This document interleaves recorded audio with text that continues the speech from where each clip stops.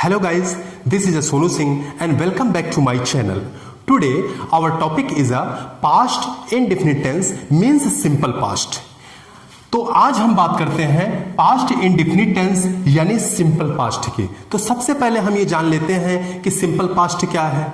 Simple past में हम उन इवेंट्स को, उन घटनाओं को रखते हैं जो भूतकाल में घटी हुई हो, यानी आज से पहले, आज यानी टुडे, आज से पहले जो कुछ भी घटनाएं घटी हुई, जैसे कल कोई घटना घटी थी, परसों कोई घटना घटी थी, वो सारी घटनाएं पास्ट इंडिफिनिट टेंस के अंतर्गत आती हैं। इसमें यह जरूरी नहीं है कि वो हमारी घटना कंप्लीट है या इनकम्प्लीट है, यानी पूरा है कि अधूरा है, इससे कोई फर्क नहीं पड़ता है। सिर्फ फर्क पड़ता है कि वो घटना पास्ट में घटी हुई होनी चाहिए या भूतकाल में घटी हुई होनी चाहिए। अब हम बात करते हैं कि पास्ट इंडिफिनिट टेंस की आइडेंटिफिकेशन क्या होती है, यानी हम सेंटेंस को कैसे पहचानेंगे कि ये जो सेंटेंस है वो हमारा पास्ट इंडिफिनिट टेंस का है। तो सबसे पहले आप जान लीजिए, हिंदी के सेंटेंस के अंत में, हिंदी के सेंटेंस के अंत में आ, ए, या, ई, ता, था, ती, थी या ते, थे आता है। फिर से देख लीजिए, हिंदी के सेंटेंस की जो आइडेंटिफिकेशन होती है उसके लास्ट में आ, ए, या, ई, ता, था, ती, थी या ते, थे आता है। जैसे खाया, पिया, रोया, धोया, सोया इत्यादि। एक दूसरी बात आपको जानना जरूरी है कि पास्ट इंडिफिनिट टेंस के किसी भी सेंटेंस में लास्ट में हम था का यूज नहीं करते हैं। हमेशा याद रखिएगा, किसी पास्ट इंडिफिनिट टेंस के किसी भी सेंटेंस में लास्ट में हम था का यूज नहीं करते हैं। जैसे आप कहते हैं खाया, पिया, धोया, सोया, ये तो हो गया आपके पास्ट इंडिफिनिट टेंस। लेकिन अगर इसी को मैं बोल दूं खाया था, पिया था, सोया था, रोया था, गया था, तो इस प्रकार से ये सेंटेंस जो है पास्ट इंडिफिनिट टेंस के सेंटेंस नहीं कहे जाएंगे।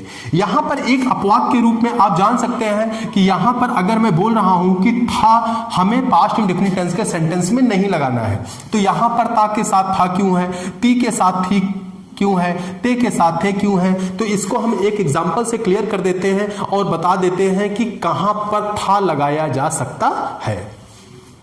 अब बात होती है अफर्मेटिव सेंटेंस की।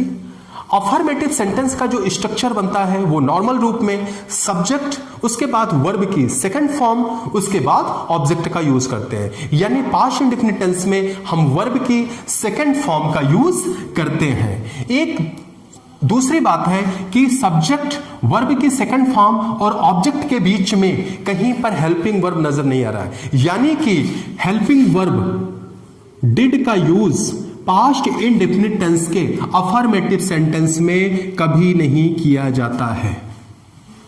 यानी हमें सिर्फ सब्जेक्ट को यूज करना है, वर्ब की सेकंड फॉर्म को यूज करना है और ऑब्जेक्ट को यूज करना है।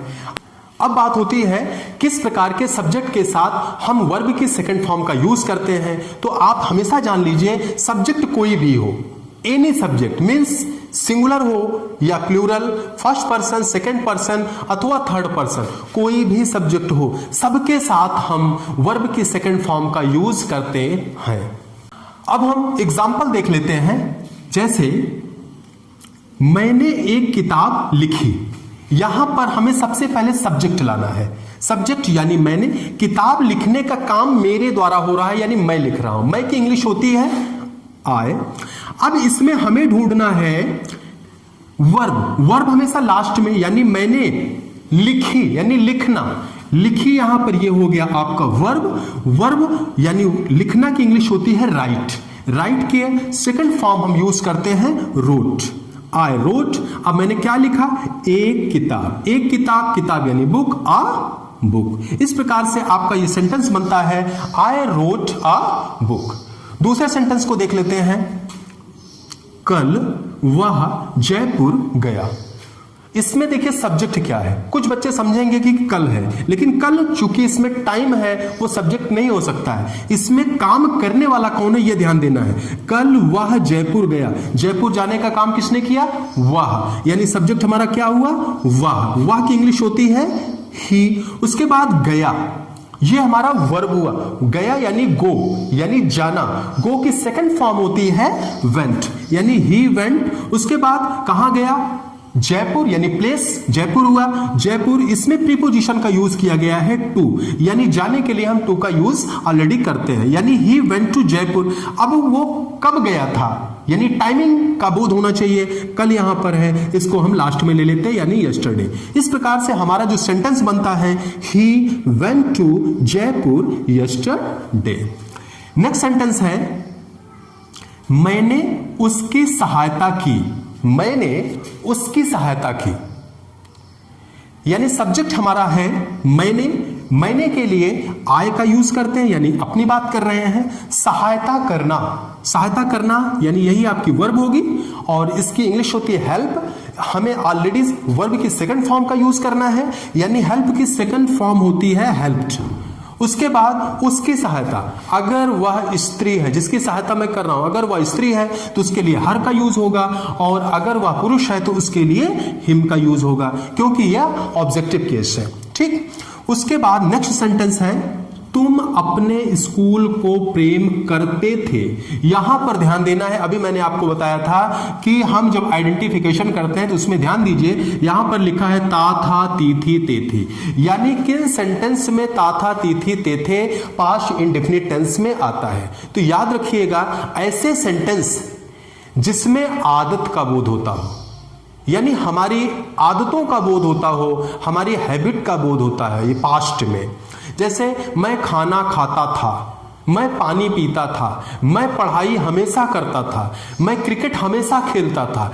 ऐसे सेंटेंस जिसमें ता लास्ट में आता हो, जिसमें लास्ट में ता आता हो, वहां पर ऑलरेडी था आ ही जाएगा अगर पास्ट की बात होगी। कभी भी आप ऐसे तो बोल नहीं सकते हैं मैं खाना खाता, मैं पानी पीता, ऐसे होता नहीं है, यानी ता के बाद था का आना जरूरी ही है। यानी जब भी हम हैबिट की बात करते हैं पास्ट इंडेफिनिट में, अगर हम हैबिट की बात करते हैं तो वहां पर था लगाया जा सकता है। तो इस प्रकार से इस सेंटेंस में तुम अपने स्कूल को प्रेम करते थे, यानी ता अगर आया है तो उसके साथ था लग सकता है। इसका ट्रांसलेशन होगा तुम, यानी हमारा सब्जेक्ट हुआ तुम यानी यू। उसके बाद प्रेम करना, प्रेम करना, प्रेम यानी लव। यू लव्ड किसके स्कूल को? अपने स्कूल को। तुम अपने स्कूल को प्रेम करते थे, यानी मैं जिसकी बात कर रहा हूं वो अपने स्कूल की बात कर रहा है, तो यू का जो ऑब्जेक्टिव केस होता है वो होता है योर, यानी योर स्कूल। इस प्रकार से ये आपका पूरा का पूरा सेंटेंस बन गया, यू लव्ड योर स्कूल। तो इस प्रकार से पास्ट इंडेफिनिट टेंस का अफर्मेटिव सेंटेंस आपको बताया गया। नेगेटिव और इंटरोगेटिव हम नेक्स्ट वीडियो में आपको बताएंगे। हाँ, जो बच्चे नए हो प्लीज सबसे पहले वो इस चैनल को सब्सक्राइब कर लें, लाइक कर लें। यदि इस वीडियोस के बारे में कोई आपके पास कमेंट्स हो, सुझाव हो, तो प्लीज कमेंट बॉक्स में कमेंट जरूर करिए। तब तक के लिए